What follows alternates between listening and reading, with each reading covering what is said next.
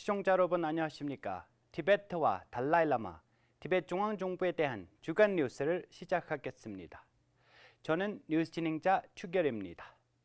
먼저 헤드라인을 살펴보겠습니다. 중국 당국이 티베트 학생 2명을 체포한 소식이 있습니다. UN 인권이사회에서 제기된 티베트의 인권 상황에 대한 소식이 있습니다. 스위스 의회가 정부에 중국과의 인권 대화 이행할 것을 촉구했습니다. 16대 티베트 망명의회의 열차 회의가 시작했습니다. 환경 전문가들이 티베트의 환경 위기를 논의했습니다. 제62회 티베트 민중 봉기의 날을 세계가 티베트와 함께 연대한 것을 보여줬습니다. 스위스 티베트 망명 신청자에게 인도주의적 해결 정원서를 스위스 정부에 제출했습니다.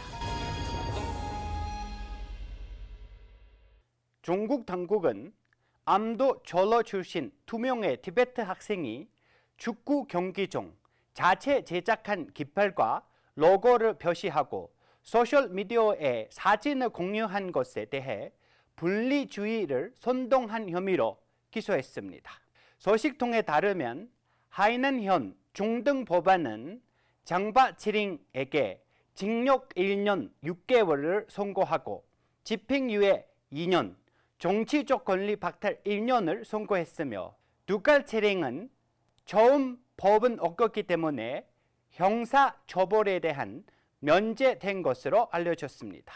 지난주 목요일 제네바에서 열린 제46차 UN 인권이사회에서 중국 당국의 고문으로 19세 티베트 승려 덴진 니마와 51세 티베트 관광 가이드 군축 진바의 최근 사망 사례가 제기됐습니다. 덴레 주기는 특별 보고관과 UN 인권이사회에 중국의 고문 관행을 중단하고 철저한 조사를 실시하여 이러한 사망에 대한 책임을 지고 희생자와 유가족에 대한 적절하고 효과적인 보상을 보장할 것을 촉구했습니다. The list of violations faced by Tibetans is long, but the high-tech surveillance and the firewalls have made it difficult to get the whole picture of the situation in Tibet. 그는 특히 티베트, 신장 및 홍콩의 긴급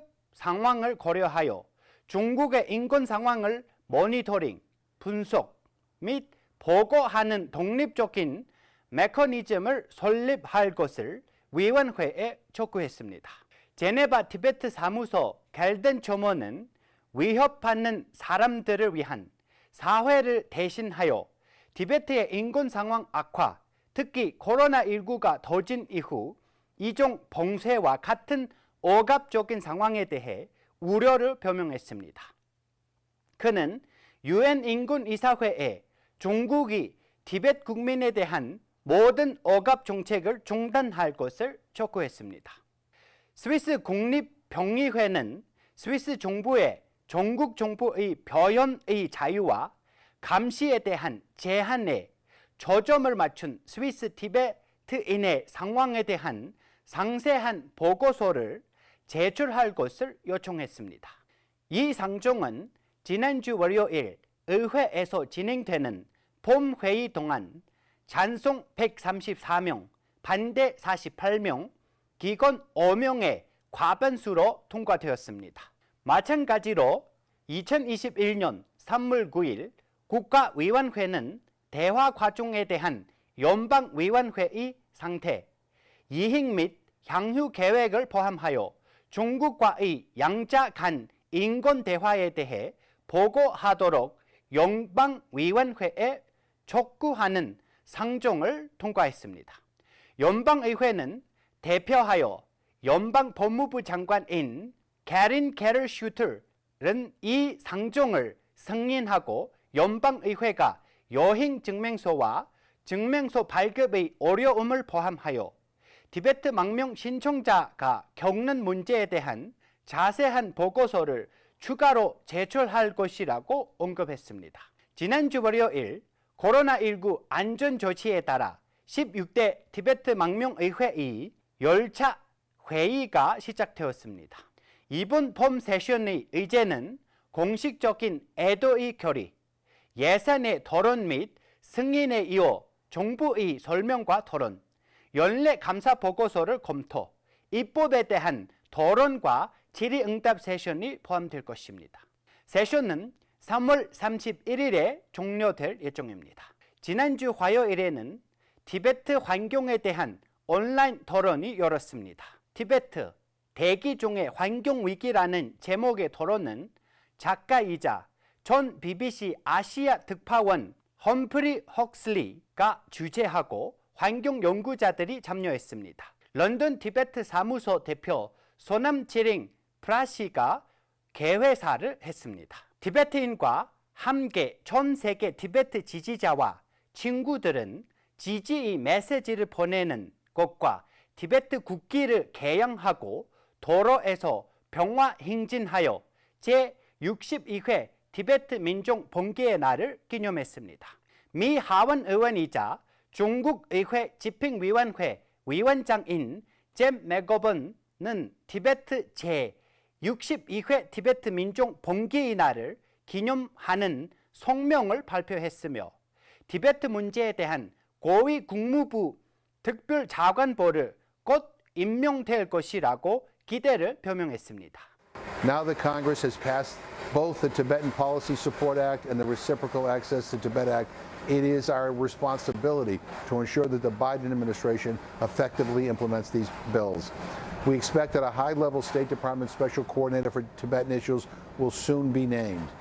The Tibetan Policy and Support Act strengthens that position in many ways, including a mandate to work multilaterally and on protection of the environment and water resources of the Tibetan Plateau. 캐나다 야당의 지도자 에린 오둘은 티베트 민족 봉기의 날을 기리기 위해 성명을 발표했습니다.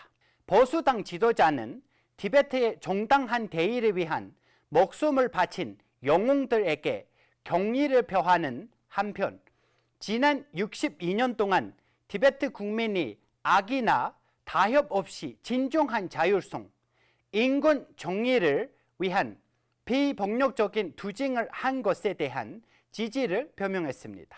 벨기에의 티베트인들은 브뤼셀에 위치한 유럽위원회 앞에서 티베트 민족 봉기의 날을 기념했습니다. 체코 해적당 유럽의회의 티베트 이해 그룹 회장 미쿨라스 백사, 녹색당 벨기에 연방의회의 원 세물코코라디 및 다시분촉 대표가 기념식에 티베트 이슈를 중심으로 연설했습니다. 프랑스 파리에서 1,500명이 넘는 사람들이 티베트 민족 봉기의 날을 기념했습니다. 주 워싱턴 티베트 사무소 대표 오둡치링은 뉴욕 UN 앞에서 열린 티베트 민족 봉기의 날에 연설했습니다. 정부 및 동유럽 8개국의 16개 도시에서 티베트 민족 봉기의 날을 기념했으며 1439개 이상의 기관에서 티베트 국기를 개양했습니다. 스위스, 독일, 체코, 오스트리아, 이탈리아, 슬로바키아 및 헝가리아를 포함한 국가에서 티베트 민족 봉기의 날을 기념했습니다. 세인트폴시, 콜롬비아 하이치시, 노샘프턴시, 메네폴리아 및 세인트루이아 파크의 시장들은 3월 10일 티베트의 날로 선언하는 선언문을 발표했습니다. 일본 티베트 공동체는 일본 자유 티베트 학생과 협력하여 평화 행진을 조직했습니다. 티베트 민족 봉기의 날에 스위스 정부에 고부된 약 300명의 티베트 망명 신청자들에 대한 인도주의적 해결책을 요구하는 3,000명이 넘는 서명이 포함한 공통 정원서를 스위스 정부에 제출되었습니다. 대량 서명 캠페인은 스위스 티베트 우호협회와 스위스와 리히텐슈타인의 티베트 공동체, 스위스 티베트 여성협회 및 유럽 티베트 청년협회가 공통으로 조직했습니다. 정원서는 국회의원이자 티베트를 위한 스위스 의회 그룹의 의장 바빈 모리냐가 참석한 가운데 스위스 연방 총리에 제출되었습니다. 바빈 모리냐는 티베트와 티베트인에 대한 지속적인 지원을 보장했습니다. 저희가 준비한 뉴스는 여기까지입니다. 고맙습니다.